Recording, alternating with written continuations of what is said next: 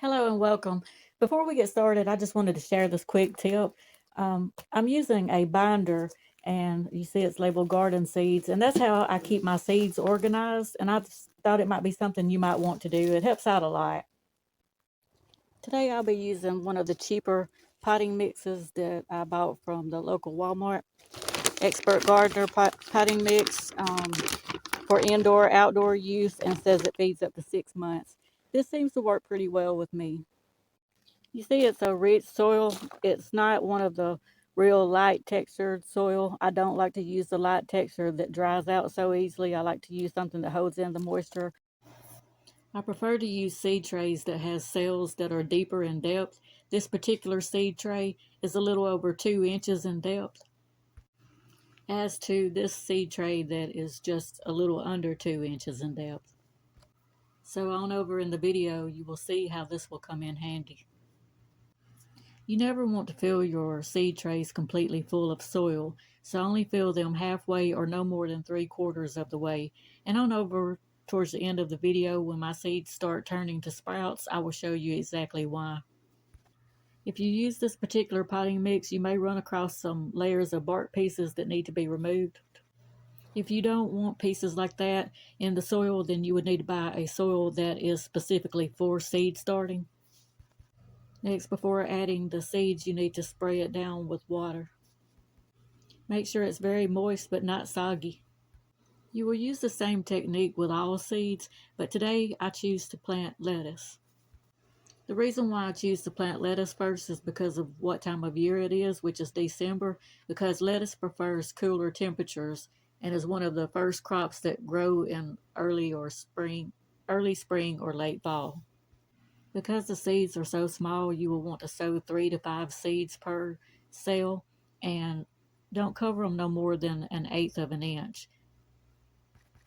After all seeds are planted, make sure to spray them down with a nice even layer of water.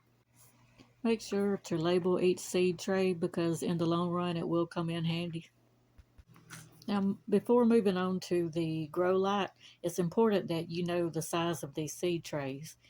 It's 36 cells in all, and both of them together equals a 10 by 10.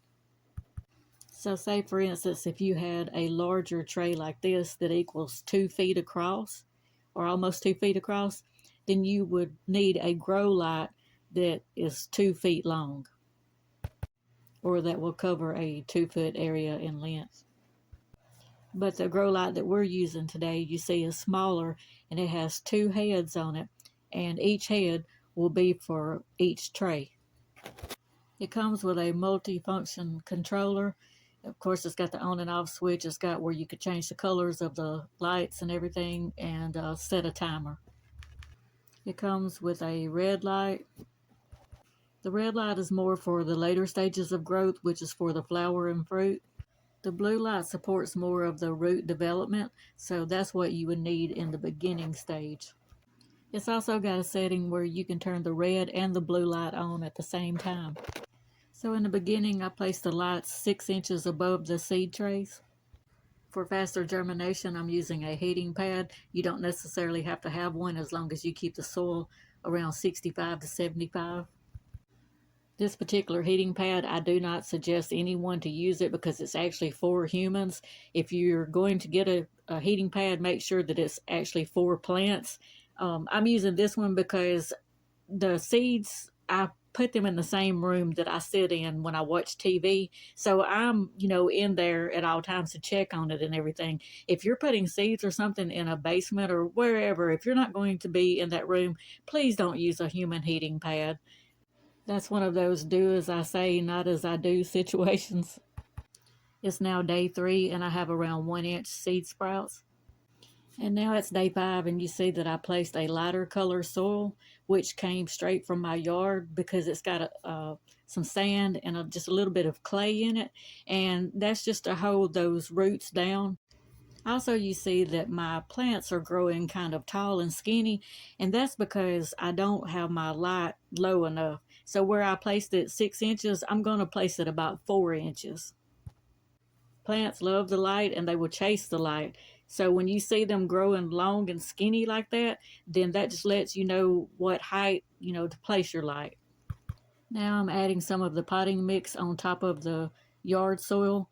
And now you see why I was saying to, when in the beginning, when you fill your seed cells with soil, not to fill them no more than halfway or 3/4 of an inch, because you need that extra portion to add more soil as your sprouts grow.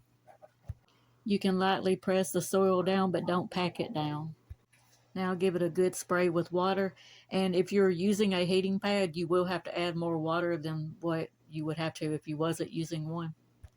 Now I will turn the blue light back on, and that's all of the light that it needs in the beginning growing stage up till the plant is about 3 to 5 inches tall.